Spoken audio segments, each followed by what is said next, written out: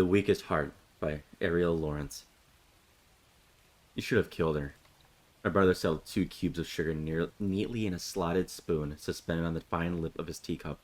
His gleeful attention turned to the pouring of the tea. The wrinkles on his face pulled back into a smile, and a delighted giggle escaped as he watched the shapes melt and fall into each other.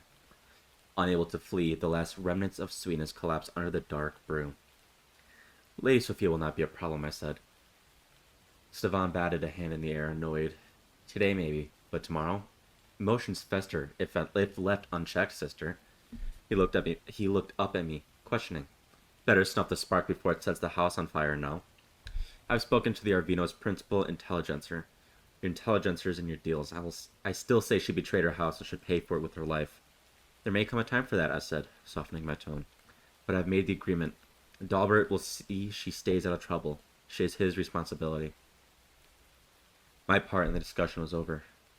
I'm assuming it's Stephen. Stephen leaned back in his chair with a look of begrudging acceptance and picked at the blanket laid over his lap.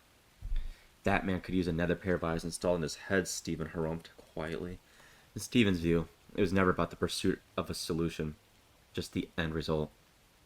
For my brother, the fixes I doled out could make many problems in Piltover disappear. Rarely did he consider the choices leading up to those decisions. I held my cup in one hand and let the other drift absently to my hip, taking comfort in the grapple line spooled there. Stephen was partially right, and results were nice, but I much preferred the chase.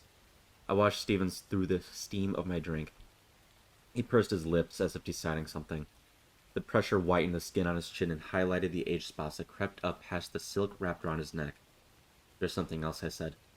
Am I that obvious, sister? I think he would have blushed if his weak pulse had allowed it. He smiled painfully instead and pulled a folded piece of paper and a beaded chaplet from a drawer in the desk between us. Stephen rolled his wheeled chair back, coughing with the effort. On the chair he turned small levers, the modest effort driving little cogs that drove bigger cogs, until the clockwork mechanism pushed the wheels toward me, and him with it. Lady Arvino's short-lived engagement was not the only thing uncovered during this mess, he said. This was found one of the Baron's men during the cleanup. I set my cup down in its pale saucer and took the scrap of paper and chaplet he offered. I shifted the balance of the blades beneath me, and the sharpened points dug deeper into the rich carpet. The edges of the note were charred, and a greenish hue wicked through the paper from the ragged singe. The chaplet had been well loved. The facets of the glass prayer stones were burnished and smooth. Camille. My brother only said my name like that when he was serious or when he wanted something. I unfolded the note, a waft of Zahn's acrid unpleasantness rising with it. I took in the strong lines. The diagramming was neat and orderly, the flowing script precise. My eyes found the artificer's mark, just as Stephen confirmed it. If Naderi has returned, Hakim Naderi is gone. The words fell from my mouth, a reflex. It had been more than just years since the crystallographer had served as lead artificer for our house. It had been a lifetime. Stephen contemplated his next move. Sister, you know what this is? Yes. I looked under the paper. The diagram mirrored the mechanical and crystalline construction that pulsed within my chest. I held my own heart's design. We thought them all destroyed. If this exists, others could as well. I could finally be free of this chair, he said, to walk about my house as the master of his clan should. Perhaps it is time to let another take on the responsibility of clan master, I said. It had been many years since Stephen had been able to navigate the halls on his own. Something his own children and grandchildren never let him forget. This wasn't just a piece of paper and a string of prayers. For Stephen, this was a map to immortality. This is only one schematic, I continued. You believe if we uncover the rest of Naderi's designs, our artificers will be able to recreate his work? There would still be the question of how to power it. Camille, please. I looked at my brother. Time had not been kind to a body born frail. But his eyes, after all these years, his eyes were still like mine. The fairest blue. That deep cerulean wouldn't be watered down by age or ailment. His eyes were the same luminous color as the hex crystals lighting the drawing I held before me. His gaze pleaded with me now. You and I, we have led this house to greater success than mother and father ever dreamed, he said. If your augmentation can be repeated, our success, Camille, it can go on forever. This house will ensure the future of Piltover. Indeed, we will ensure progress for all of Valoran. Stephen had always had a flair for the dramatic. Coupled with his weaker constitution, it had been difficult for parents to deny him anything. I am not the intelligencer for all of Lorne. I may find nothing. Stephen gave a relieved sigh. But you will look? I nodded and gave him back the schematic, but kept the chaplet, tucking the twisted loops into my pocket. I turned to leave the study. And Camille, if he's alive, if you find him, it'll be as it was before, I said, stopping my brother before he could unearth more of the past. My duty, as always, is to the future of this house. Late afternoon crowds near the North Wind Commercia still swarmed in anticipation of the progress day reveals. People's faces were flushed with the effort of making ready for the city's annual observance of innovation. However, it was not they, but a foreign trader tottering from drink that revealed my second shadow.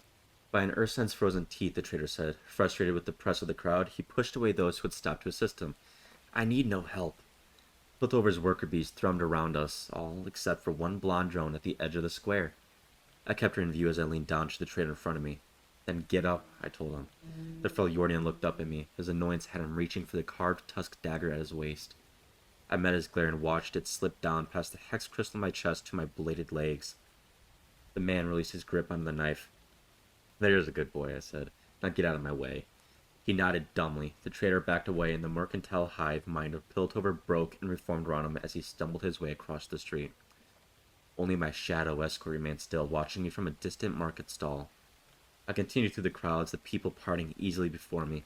When the opportunity presented itself, I ducked into a blind alley and fired my barbed grapple lines into a high wooden cross brace above the corridor. I drew myself up into the darkness above and waited. A moment later, my escort entered the alleyway. Her clothes were layered and nondescript enough to draw attention to the promenade levels of Zon, but the ornamented whip at her side said Piltover, or at least a very generous sponsor. I let her walk a pace forward into a shaft of light that would blind her. Once she was in position, I dropped in behind, the tips of my blades slipping neatly into the cobblestone gristle. Did you lose something, girl? I said, letting a low growl roll over my whisper. Her hand crept toward the black leather handle of her whip. She was tempted, but good sense seemed to win out.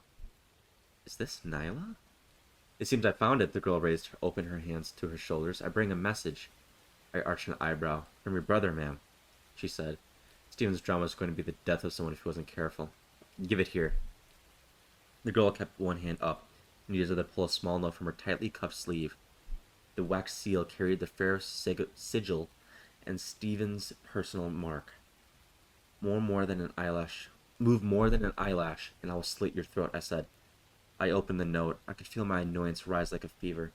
Stephen had taken upon himself to hire me a helper, in case my inquiry stirred up any lingering sentimentality that prevented me from seeing to my duty. I told myself he meant well, but even after all these years, it seems like he did not trust me with Hakim. It was cowardice to hide these feelings behind his lap blanket and not tell me this to my face before I left. I should kill you for delivering the insult, I said, weighing her response. Your name. Yet, she kept her hands and voice even. She was young, not even an augmented finger. And you took this assignment knowing the possible consequence of my irritation? Yes, milady, she said. I hoped if I pleased you there might be a more permanent position within your house. I see. I turned my back to her and began walking out of the alley, giving her an opportunity to come at me, if that was truly her intention. I could hear her exhaled breath and a raspy jangle as she brushed the coiled steel of the whip at her side. Her footsteps followed. Do we have a destination, milady? Church, I said, patting the chaplet in my pocket. Keep up. The first assemblage of the glorious evolved was technically still within Piltover, but only just. Here, past the boundary markets, the pernicious odors of the city below outweighed the celebratory smell of roasting meats and sweet cakes. The Zon gray rolled in like a low tide. It lapped at one's legs and condensed along soot-covered merchant awnings into puddles of clouded muck. I turned to the girl. You will stay here. I'm to follow you, Aviet said. Your brothers, you will stay here, I said again, leaving no room for argument.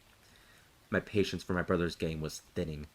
The glorious evolved are fervent believers. They do not take kindly to the unaugmented. I looked over my new assistant, daring her to respond. Aviet shifted her weight slightly to her back foot. She still itched for a fight, to prove herself, but was unsure if this was the moment. I smiled. There's time enough for that later, girl. The entry of the old building gave way to a dim foyer set back from the main hall by an iron lattice. Through the diamond patterns of welded metal, several clusters of yellow-orange thermal lamps illuminated the congregation. The 50 or so people there murmured in rolling unison, giving the impression that a great machine breathed beneath them. Velveteen fabrics and dark colors were draped over the parts of their bodies that were still flesh, while their metal arms and augmented legs were exposed to the warm light. Here, high-end augmentations mixed with those of a more utilitarian function. Biltovin or Zonite, it didn't matter to the glorious evolved. These designations were secondary to their higher pursuit. In the center of the group, a young woman with mechanical elbows reached out to a man with a sleek metal jaw. "The body is frail," she said to them. To the man, "The flesh is weak." "The machine drives us forward," the group responded together. The words echoed in empty air above them. "The future is progress." I hadn't come to bear witness. I kept to the shadows, ignored by the augmented flock, and continued my search. I heard the soft gurgling of Brother Xavier's isofilter before I saw the man. His balding head was tucked down to his chest as far as his breathing apparatus would allow.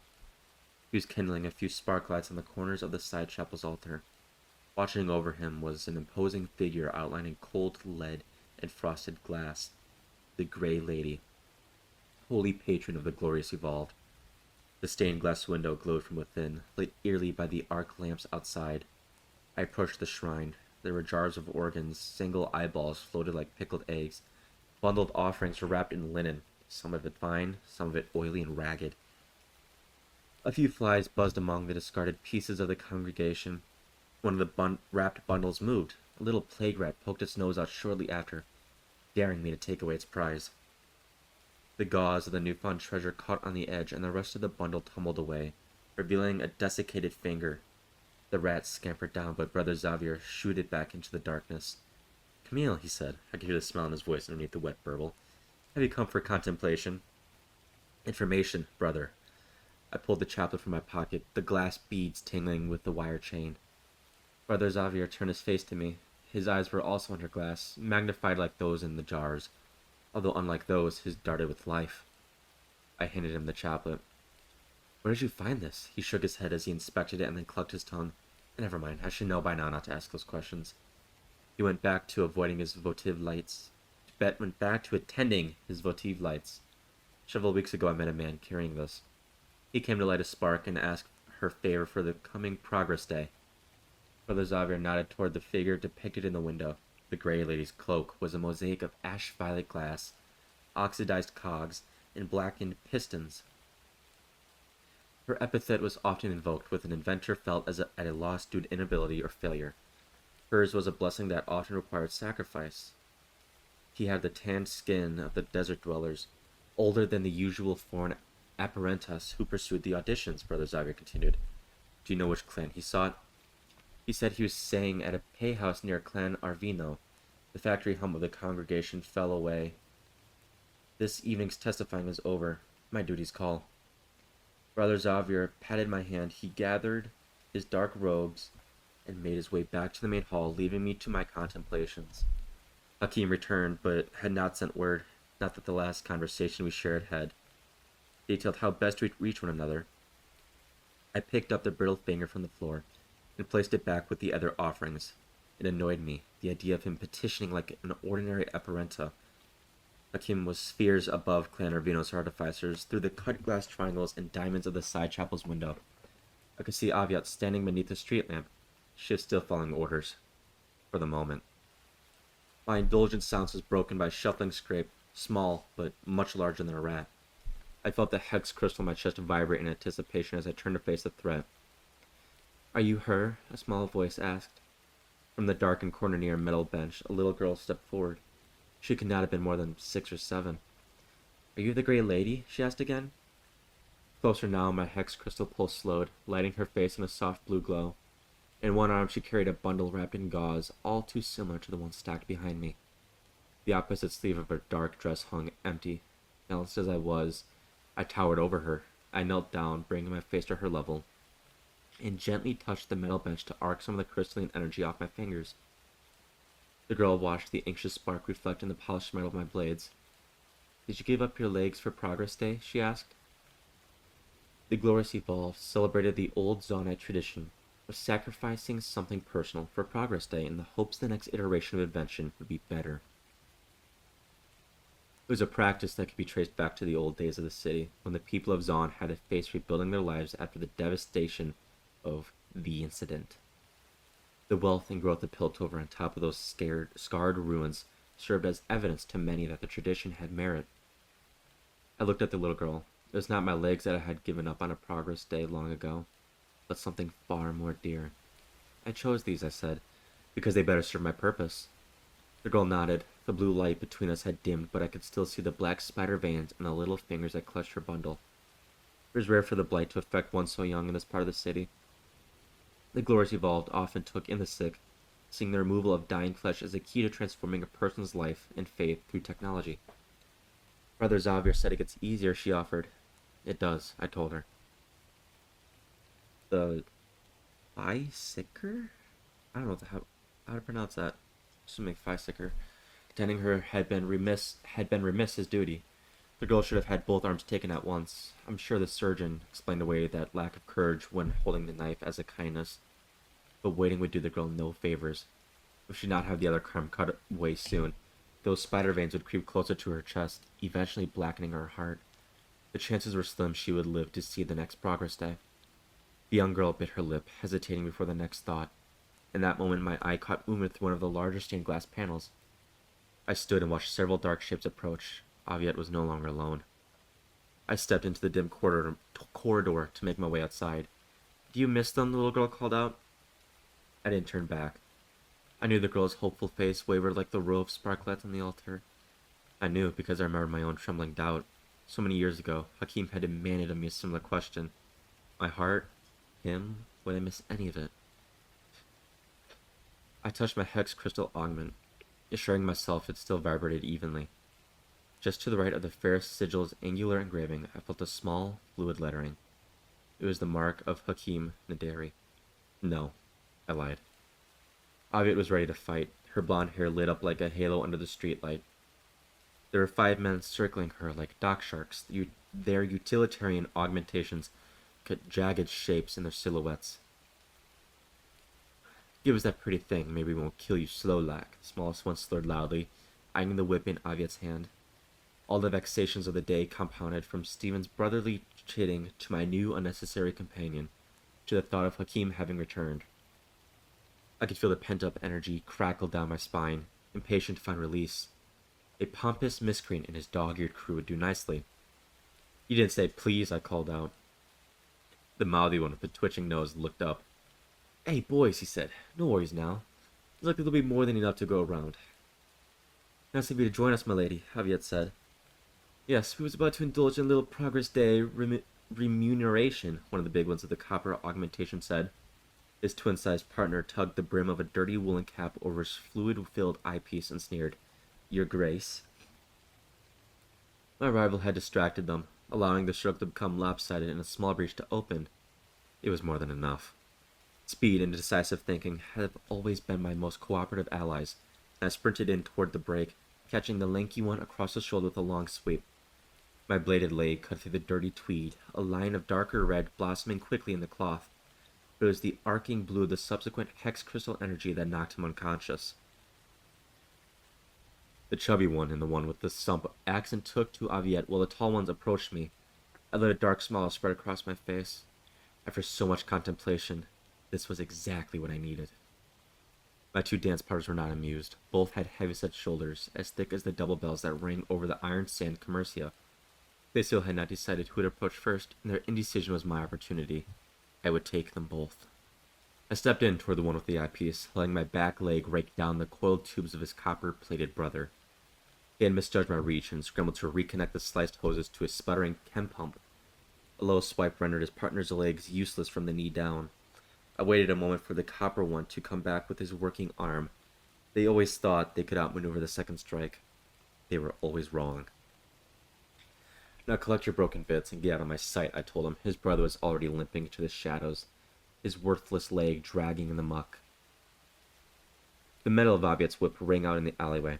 There was another wire-taut snap, and sparks rained down on the chubby one as he cowered, his face to the cobbles, tears streaking his grime-covered cheeks. That was only 4. I looked around. The rodent-faced one with the oversized ego was missing. I found him slinking back toward the assemblage hall. The barb of my grapple link sunk deep in the angled stone above the hall's entrance. I dropped in quickly on my sumprat, tucking his and my weight together into a tidy roll. When we came to a stop, I was on top. His fetid breathing was fast and shallow. "Did you really think you could run?" I asked, low and even.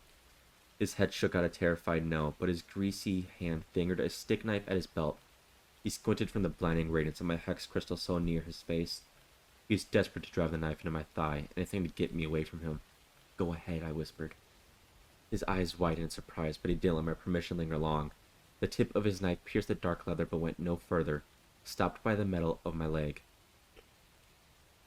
Surprise registered on his face, just as his hand slipped down with the force of the blow, driving the flesh of his closed fist along the edge of his own blade. He did not swallow his scream like the others and rang out on the damp stone of the buildings.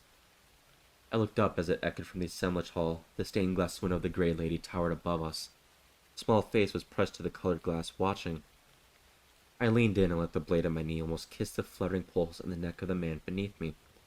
"Hunt here again, and I will end you," I promised. Realizing he had been granted an extra life, my prey pulled himself away in an awkward crab walk. Once there was enough distance between us, he got up, clutching his dripping red hand, and ran for some dark hole to lick his wounds. I could hear Aviette winding the metal of her whip. "I heard he didn't have a heart under all those mechanics," she said, her interest sparked. "Perhaps the rumors are mistaken." "Mind your manners, girl," I told her coldly as I walked out the alley, "or I'll mind them for you." Boundary markets and the assemblage hall were always steeped in shadows, overwhelmed by so much progress towering above them. But it had truly become night by the time we reached the payhouse nearest clan of Arvino. After some proper encouragement, the innkeeper became quite generous with his detailed ledger. Although his handwriting left much to be desired, Naderi was either somewhere in the basement or on the 3rd floor. I left Avia to the cellars, while a grapple line gave me access to an open window on the 3rd floor. The small forge at the back of the room had burned down to embers smoldering under a crust of ash. I crushed through the window and stepped inside. The room was dim, with only a single lamp lighting a small desk. But it was the man asleep at the desk that caught my breath. The curls of dark hair and the desert-tan skin. The vibration of my hex crystal stuttered. Perhaps he, too, had still time for himself. "Hakim," I called out softly. The shape of the desk moved. Waking slowly from sleep, he stretched with the grace of a cat and turned. The young man wiped the sleep from his eyes in disbelief. He was so much like Hakim it hurt. But it was not him. "Mistress Pharos?" He shook himself from awake. "What are you doing here?" "Have we met?" I asked. "No, not exactly, milady," he said, almost embarrassed, "but I have seen your face often." He went back to his desk and shuffled some papers, pulling out one that was slightly older and more worn than the others. He handed it to me. The lines were strong, the inkwork neat and orderly, and the shading precise. It was Hakim's work, but it was no diagram. Instead, it was a drawing of my face. I couldn't recall posing for it. He must have sketched it from memory after working in the lab one night. My hair was down. I was smiling. I was a woman in love. The sting was so sharp I couldn't help but take a breath. I didn't say anything to the young man in front of me now. I couldn't. "It could have been drawn yesterday, my lady," he said, filling the silence. He meant it as a compliment, but it just magnified the acres of time that stretched in my mind. "My uncle carried this with him until he passed." "Your uncle? He's dead?" "Yes, Hakim Naderi. Do you remember him?" he asked. Yes, the word stuck in my mouth and wrapped itself around a selfish question I had carried for far too long. One I was never sure if I wanted the answer to. The pain of memory was too overwhelming with 1,000 little cuts. Better to open them all at once and be done with it. I looked at the young man, who looked too much like Hakim. "Tell me, did your uncle ever marry?" "No, milady," he said, unsure if he was going to disappoint me. "Uncle Hakim said that to love your work was more than we could ask for in life." I had wept all my tears long ago, and so there were none left to come to me now. I picked up the stack of papers and set the drawing of my face on top. The lines of ink wavered in the blue light of the machine that replaced my heart, what I was, what I gave up. All the sharp-toothed sacrifice that made me who I am today. All of it was rendered in painstaking detail. I could hold the past, but never have it again. This is all of it? All of the work? My words came out a dark whisper. "Yes, milady," but his voice trailed off in disbelieving horror. as I set the bundle on the banked coals and blew gently. The oiled parchment ignited and quickly burned red-orange. I watched the past bubble and darken until nothing but cinders and dust was left. It was the young man that pulled me back to the present. Hakeem's nephew shook his head slowly, his disbelief palpable. I understood how the shock of losing so much so quickly could be overwhelming. He was numb. I escorted him down the stairs to the street below. He adjusted the leather satchel on his shoulder and stared at the cobbles. He looked back to me. The air of defeat was replaced by one of growing fear. Having been so lost in my own past, I took less notice of the shadows on the street. I barely heard the metallic jingle of wire. The lash of the whip came fast, binding my arms to my side. "It's far enough, milady," Aviette said. Her voice was smug. I watched her look Hakeem's nephew over. "Is this what my brother paid you for?" I had suspected as much. Aviette had been watching for an opportunity all evening. My distraction of finding Hakeem's nephew seemed as good an opportunity as any. "Yes," she said. "All of us." Two big men stepped onto the cobbles, their repaired augmentations catching the streetlight. The chubby one and his little rat-faced counterpart followed behind. They were the same men from the alley behind the assemblage hall. The chubby one shoved a knife at Hakeem's nephew, while the other smiled his rodent smile and bound and gagged the young apprentice. The juggernaut with the newly connected chem tube stepped forward, his fingers twitched, eager to return the violence I had visited on him earlier. "Mind the crysters," MF, Aviette said. The whip tightened, and I felt metal cuffs close around my wrists. She walked around and stood next to Hakeem's nephew. "We're to collect them in a dairy, or no one gets paid." Was all this for my brother's jealousy? I know Stephen felt the tide of years slipping away and saw me standing near immortal in all of it, but he truly had no idea the cost of my duty to the family. Could he not see what it would cost him now? "And the rest?" the copper man asked, smiling at me as if he were about to tuck into a Progress Day feast. "All yours," replied Aviette. "It was nice of you, Your Grace, to demonstrate your talents earlier," he said as he pulled his augmented arm back into a fist. He obviously felt no need to hide the telegraph when facing a bound opponent. His grin widened. "It'll make this go much quicker." The metal knuckles connected with my jaw. He expected me to fight it, but instead I let the punch take me down to a knee. The inertia forced his heavily augmented arm to come down to the ground with me. I tasted my own blood on my lips, but it was he who was off balance for the moment. The rest of the gang's prattle went silent. "You haven't seen all my tricks," I said as I stood. The energy of my hex crystals coursed through me, the power building up like a wall. The Juggernaut's brother attempted to step in, bringing his own augmented fist down on the glowing buffer. The shield popped and hissed, but held. It was my turn to smile. Ivy grabbed the trailing handle of the wire whip, hoping to shake me free of the energy field. She yanked hard to pull me off balance. She had no idea how long I'd lived my life on a knife's edge. My hands still bound, I leapt forward into a spinning kick, slitting the throat of the second Juggernaut and coming down to impale the first. The tail of the whip snaked out of Aviette's hand. She called to the two who still held Hakeem's nephew. "Abandon the job, and I'll kill you both." "Do you still think I have a heart now?" I asked her, Douglas lying dead at my feet. Aviette was unsure, but stood her ground. "I am the sword and shield of Clan Pharos," I told her, enunciating every word. "My brother seeks to kill me to extend his brittle life for a few more selfish moments. His desires have betrayed his duty and our house." I felt the crystals pulse faster. "And you will not live to see the morning," I said. I channeled the crystal's energy for a moment, building its intensity until the shield that had once surrounded me became an electrified prison. There would be no escape. I leapt into the air, higher than before, and came down hard, shattering the metal that bound my wrists and the cobbles between us. The force of the impact knocked over Aviette, her two remaining thugs, and Adair's nephew. The street had ruptured in a crater and dust hung in the air. The fight Aviette had been looking for since we met, to prove herself to my brother, was not going as planned. The heels of her leather boots scuffed the stone of the street, her body announcing her retreat before even her mind had fully agreed to it. I read her fear as she stood facing me. Whatever my brother had told her of me, she had sorely underestimated. Aviette saw that any trace of the mercy I carried before had been boiled away by the full revelation of my brother's betrayal. I stepped forward and let my back leg arc around. I leaned into the blade as it connected. Aviette struggled to keep what was in her belly from spilling out, but it was a futile effort. I made short work of her last two goons, and the alley behind the payhouse was quiet again. I picked up Aviette's blood-soaked whip from the streets. The nephew of Hakim Naderi had backed himself against a wall in his panic. The young man's breath was coming in panting waves through the dirty cloth that gagged him. I approached him as you would an animal you didn't wish to startle. I untied the bindings at his wrists. I offered him my hand, and his fingers trembled at my touch. As soon as he was set upon his feet, he let go. He had seen the violent face of my duty, what I could never bring myself to show Hakim, and I had let it happen. The soft-hearted woman I once was had truly been burned away, leaving only a cold darkness and gray ash.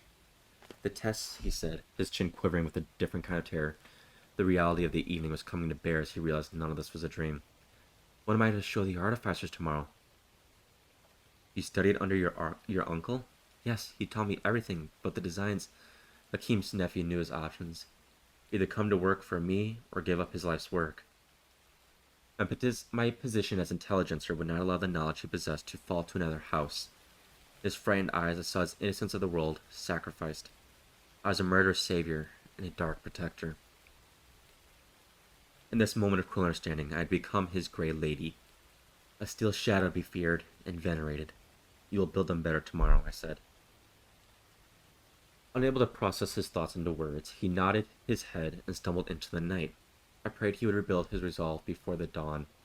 Otherwise, there would be nowhere to run that I could not catch him. I stood and looked out over the balcony of my brother's study. A chilled breeze ruffled the pennants that hung from the eaves of the house. The entire city stretched out before me. The doors to the study opened, and for a moment I could hear the preparations for tomorrow's influx of apparentas. In those voices and quickened steps, I heard the years behind me unfolding. All of them too similar to separate. All of them save two. The one where a handsome man from the sand stands still with my heart, and the one where I demanded the same man carve it away. How often had Hakim come here with me between those two slivers of time? The breeze that teased the pennants would catch the curls of his hair as he stood on the balcony. Such promise, he would say as his eyes danced over the glittering towers of the city, the glow of Zon lighting the buildings from below. Such a delicate machine, all these parts working together. I told him what my father told me, that this was the promise of progress, the promise of Piltover. It moved our city forward, but I cautioned, one ill-shaped gear could threaten it all. One cog that rejected its role could destroy the entire machine. Stephen's chair creaked along the carpet. My fingers ached for the curls of Hakim's hair, or even the solace of the chaplet's polished glass in my pocket. Instead, I coiled Ovid's whip in a tighter circles in my hands. Hakim so wanted to draw me out of this darkness, only realizing too late that my work, my duty to my family, was something I could no more cut away than my own shadow. Camille? I said nothing, unable to tear my eyes from the fragile view and my even more fragile thoughts of the past. The clockwork mechanism ticked, and the wheels of Stephen's chair brought him up behind me. You returned, he said. Aviette? I tossed Aviette's whip on the woolen blanket laid over his lap. I see. She served her purpose, I said. That being? For having sat so long in that chair, my brother was an artful dancer. He plucked at the wire of the whip. To remind me of mine, I said. Your purpose? Stephen's initial nervousness slipped into agitation. He knew he would die tonight. He had been caught, and he couldn't run, especially from me. His only consolation was to try and wound me just as grievously before his time expired. Bound as he was by frailty, the only weapons left to him were words. Your duty is to me, he said, just as it was to our father. Duty, my father. The right words could cut more deeply than a knife. You are here to serve me, he growled. No, I swear to serve this house. The oath I had taken pricked fresh in my mind. The oath of all intelligencers. I repeated it now without effort or remorse. To this house I will be true and faithful, putting its needs before my own. To this I will commit mind, body, and heart. They were the same words I told Hakim the night I had ended things between us. I could not be his, for I had promised myself to another. That duty of intelligence was meant to be mine. Stephen's voice wrenched me back to the present. He gripped the arms of his chair until his knuckles whitened. You swore an oath to our father. What did you do? He died because you were not strong enough, and then you nearly deserted this house. For what? Love? Attention? Where was your duty then? He spat the words in the space between us, these spider veins, this blight. I let it fester far too long. What kindness had I shown this house in ignoring his madness? I cut out my heart for the family. For you, Stephen, I said. I have given all that I am. After all these years, can you say the same? Stephen sputtered like a wet spark, desperately trying to flare to life, but knowing there was little left to catch fire. Father just gave this to you, but I was the one who spent my entire life, proving to him I deserved it, he said. Disgust weighed on his words. My brother's anger ran faster, the toxicity poisoning the air like a chem spill. You may see me as your betrayer, but you are the one responsible, sister. If you could be trusted to make the right decisions, I would not have to step in. Had let him become this monster.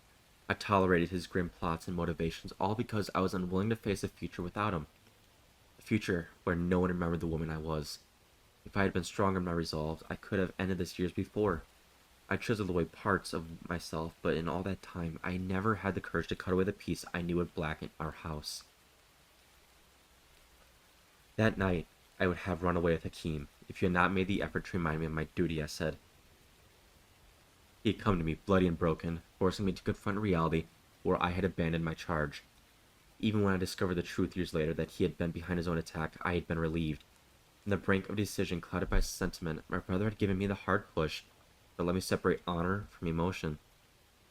I knew that, without it, I might have given up who I was meant to be. It was his dark encouragement that let me take on fully the mantle I wore now. I moved toward him and let my fingers rest on his shoulder. I could feel his aged bones beneath the rich silk and parchment skin. The vibrations in my chest built. Stephen looked up at me, the blue of his eyes hardening like chips of broken glass as the energy around my augmentation grew. You've always been my responsibility, brother. The chill in the air entered my words. Stephen, I will fail you no longer. I could feel the charge electrifying the hair at the back of my neck. I let my hand drift from his shoulder to the edge of his face. The boyish lock of hair that fell over his temple had thinned and disappeared years ago. The spark arced through my fingertips and enveloped Stephen. It didn't take much to push his heart over the edge.